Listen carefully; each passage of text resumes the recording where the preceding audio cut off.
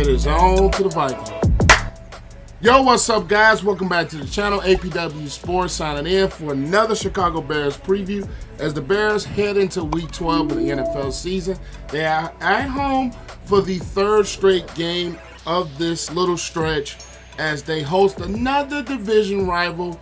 The Bears come into this game 4-6. They host the Minnesota Vikings, who come into this football game sitting at a record of 8-2 on the year. It's going to be some tough sledding, but it's time to get my thoughts, my preview, and as well as my prediction of this ball game. So without further ado, let's dive into it.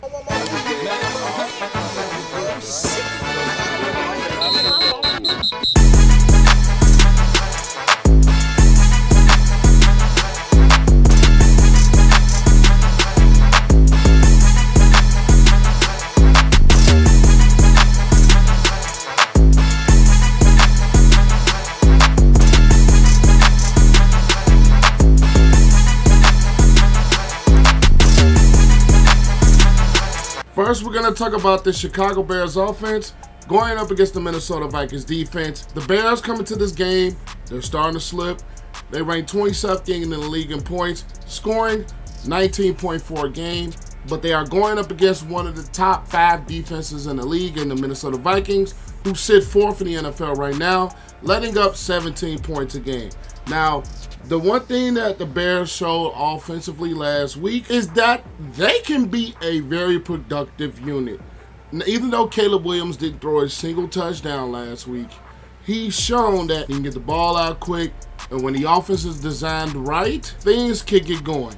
And we're going up against the Minnesota Vikings defense, led by Brian Flores, the defensive coordinator, who really likes to blitz heavy. That plays right into one of the Bears' weaknesses as an offensive line, is protecting from the blitz. And then on top of the offensive line, you already have injuries to both Ryan Bates and as well as Tevin Jenkins. And then on top of that, DeAndre Swift in the run game and the things he's done in the pass game is also questionable with the groin injury. Now, the Vikings defense pretty much sits most relatively healthy. I love the way that Andrew Van Ginkel at the linebacker position has been playing football. Then on top of that, you have Harrison Smith, who almost seems like he's found the fountain of youth. You have Byron Murphy, Shaquille Griffin in that back end, Bynum. You have Tillery Phillips, Jonathan Bullitt, and Greenard have been playing some really good football up front. So I think the key still for this blitz-heavy Minnesota Vikings defense and a way to attack it is similar to what they did against Green Bay last week, is that they're going to have to create concepts and they're going to have to create some ways to get the ball out of Caleb Williams' hands quickly. The Vikings do a lot of things in their back end that really can disguise coverages for Caleb Williams, and I think more film study on things that the Vikings do is going to play evident, and him being able to see what the Minnesota Vikings can do on defense as far as their blitz packages, whether they have guys at the line that they bring back, whether they have guys that are brought back that they initially rush for and they bring some people back.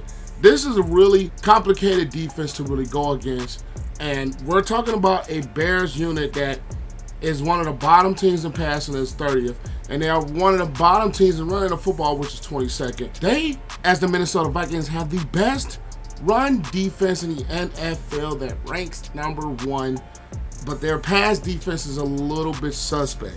So I'm looking for the Bears to find ways to try to attack this Minnesota Vikings defense as far as the passing game goes, and as far as getting the ball out of Caleb Williams' hands quickly and creating some more route concepts that kind of attack holes that are left by the Minnesota Vikings blitz packages that they are typically like to run, and they are one of the more heavier blitzing teams that we have in the NFL. So the keys for this Bears offense, you do want to still establish a running game, because I think the running game sets up a lot of what you can do. The Bears had some success running the football last week against Green Bay, and I think they're going to have to try to have some success running the football again this week against the Minnesota Vikings defense.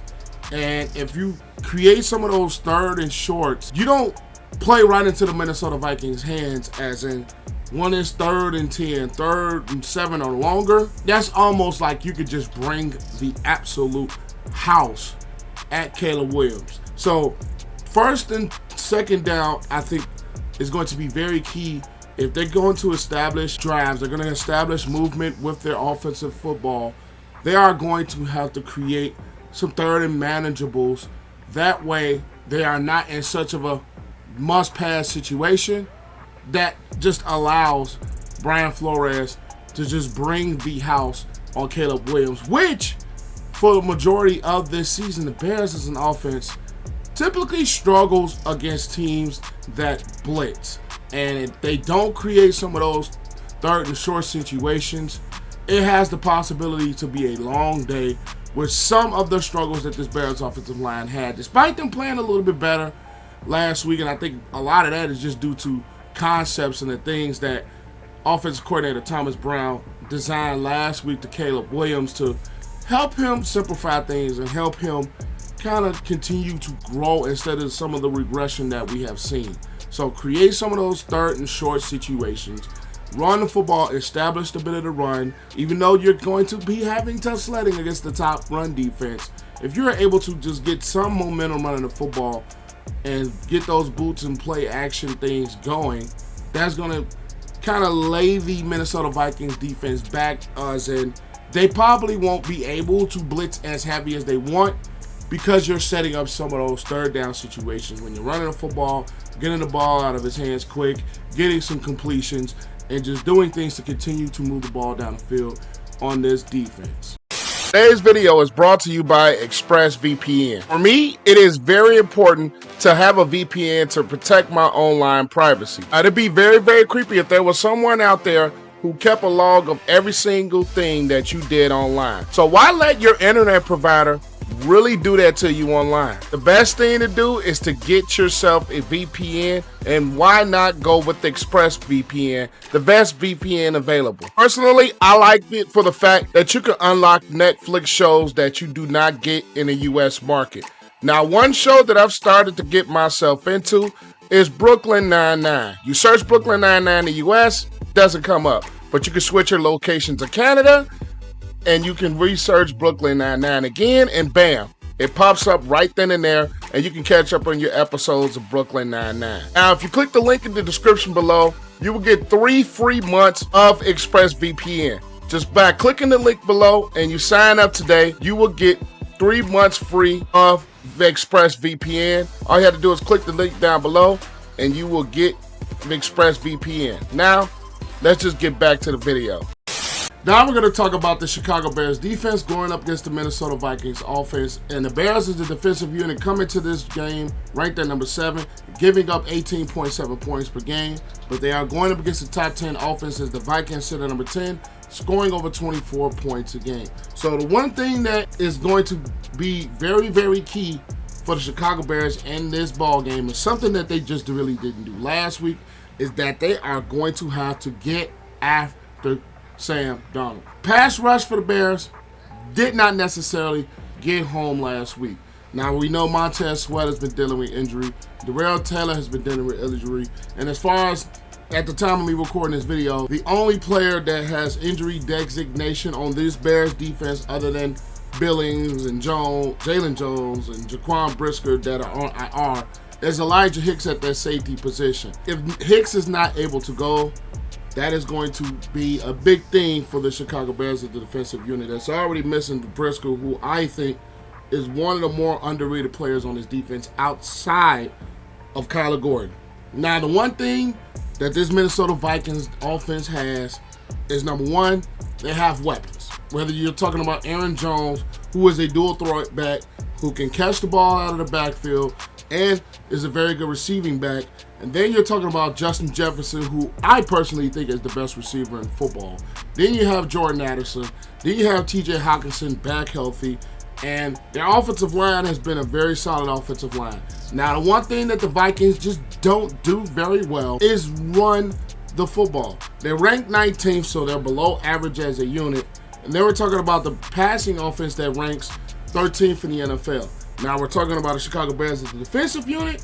that have really started to not be as stout against the run. The Bears rank 23rd against the run, but they are a top 10 passing offense that ranks 9th. I think the strength of this Bears defense is going to be tested, especially the way Sam Darnold has been playing. Now, one thing that I've been watching from Sam Darnold, that he's starting to revert back just a tad bit to his, I want to say, younger and a few years ago self. He still has somewhat of an ability to turn the football over. And if the Bears as a secondary are able to take advantage of it, that just gives them so much of a better chance to win this game. Now, we're going to have to be more stout up front. As I do expect the Minnesota Vikings to try to come out and run the football. As we've seen, the Bears' Achilles heel as a defense has been the interior of their defensive line. It does suck that Andrew Billings, who has been one of our big run defensive players, is out. Javon Dexter, I think he's been better against the pass than he has against the run. Pickens as well. Coward, Chris Williams. This Bears as a defensive unit, I think the Vikings are going to try to come out and run the football in this game. That way you can attack one of the Achilles heels of the Bears defense. Despite the Bears having a very solid secondary, even though Brisker's out, you have the weapons that I mentioned earlier with the Minnesota Vikings that they can do, and the things that Kevin O'Connell has been doing with Sam Darnold, making him an accurate quarterback. Justin Jefferson and Addison have really been playing well with each other. And then you insert TJ Hockenson a couple of weeks ago. I think this makes this Minnesota Vikings offense just a little bit more dangerous in their passing game. Now, we've seen offensively for the Vikings, they've kind of struggled the last 2 to 3 weeks, and especially game against Jacksonville, where they really struggled, I think, as a unit. The Bears are number one. They are going to have to get some pressure on Darnold. Made things difficult for him. Try to get him to force some of those throws, force some of those mistakes that can happen with Darnold at times if they are able to get consistent pressure, which has been lacking from this Bears defense pretty much the entire season for the most part.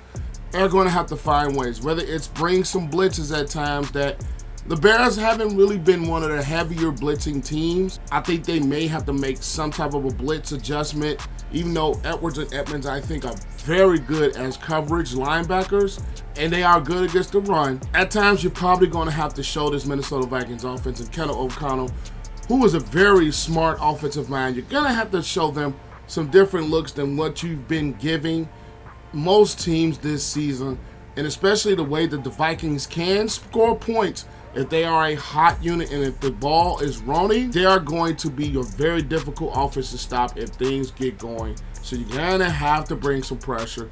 Aaron Jones, I think, is the X factor of this Vikings offense, with the things he can do, not only running the football but also catching the ball out of the backfield.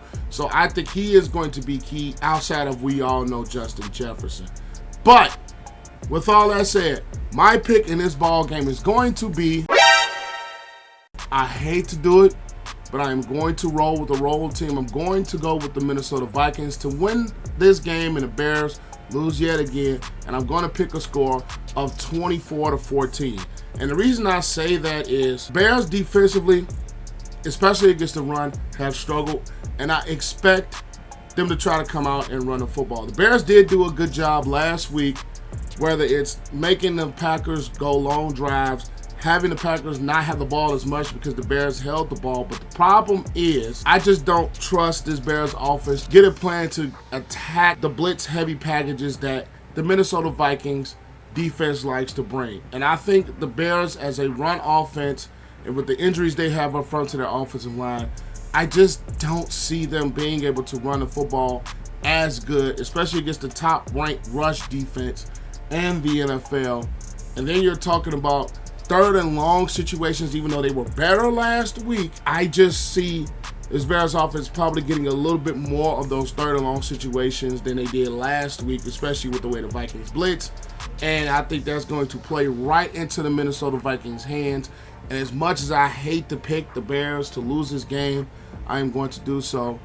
Bears lose yet again, 24-14 at home. But hey, those are my picks. Those are my thoughts and predictions. You guys' thoughts in the comment section down below. And I will catch you guys in the next one. Peace.